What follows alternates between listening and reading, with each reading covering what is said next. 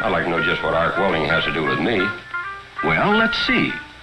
Would you say you're an average American? I suppose so. Then you own an automobile, and you've had at least one repair job done on it. At least one, brother. Maybe you had a bumper knocked off. You certainly didn't buy a new one, but instead you had the bracket arc welded.